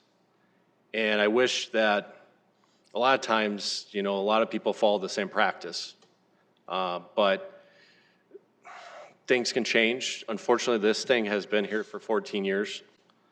And so to me, that is kind of concerning. But I've always told people, if you see land, ask more questions. And whatever is there could change. So possibly if that, you come that case, let's say you do sell your house and you move somewhere else, make sure you reach out to the Planning Commission and ask what could go here. And basically, what do you see in this area? Is it a regional area? Is it a neighborhood area? You have to ask a little bit more questions, and I wish some of our realtors would ask a lot more questions. But I would just say everyone here and everyone listening, if you see land, ask more questions. But I think that this does fit the area. You've got two big roads. I wish the road to the south was paved, but basically I do feel that a lot of people will go to the north and go out onto Marion Road. But that traffic pattern could change once a paved road's put in there. But I am in favor of this. I'll speak to that as well, since Larry called me out on it, but I think it is very unfortunate that you were misled on what you were led to believe was going to be behind you, because neighbors are important. And so when we are selling homes, we know as realtors that neighborhoods are developed with the largest homes in the middle, and then your medium homes, and then your twin homes, which are very, beautiful homes. They're, it sounds like, and then you have your, twin homes, townhomes, and apartments, and or commercial when you get to those major artillery roads, because it's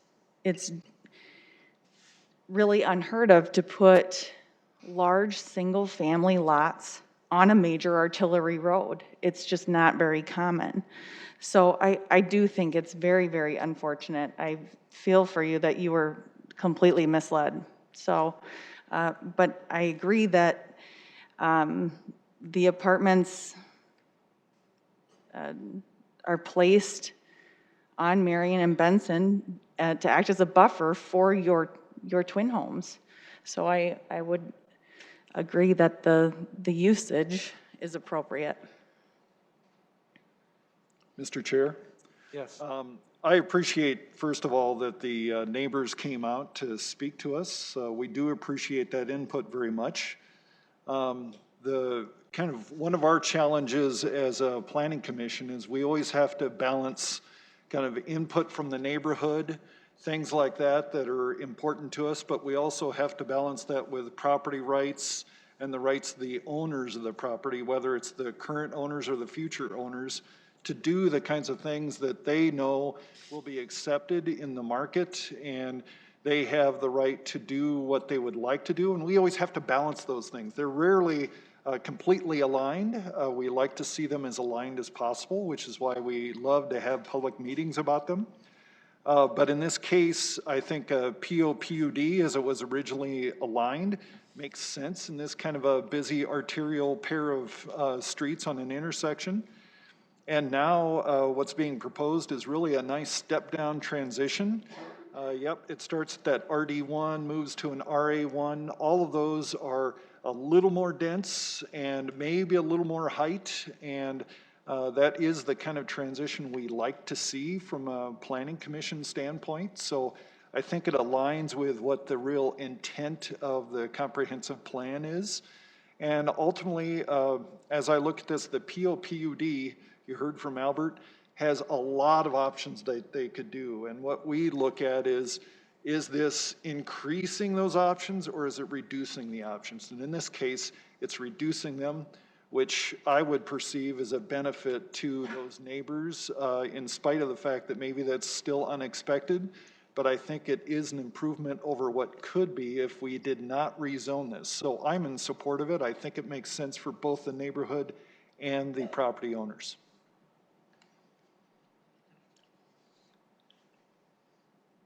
Other discussion? I think I would just echo some of the other comments. I think this is a really, really tough decision. I feel for all the neighbors that spoke this evening. I think you all felt that you were told one thing and that was not accurate.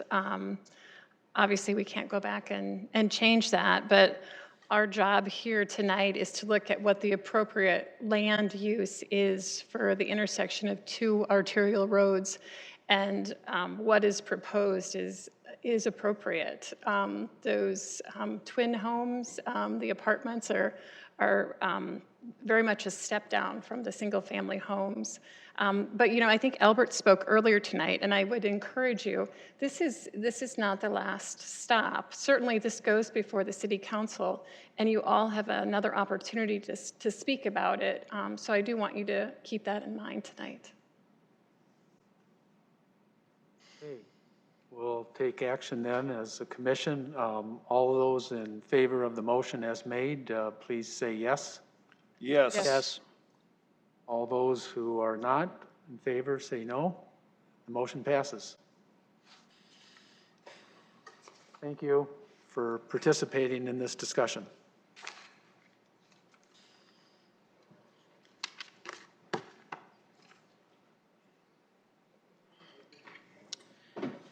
Thank you, Vice Chair Paulson. Tamara, please read the next item. 6, public input on non-agenda items. 5-minute comment period per individual. At this time, we take public input on any item that was not on the agenda. Does anybody have any public input for tonight on non-agenda items?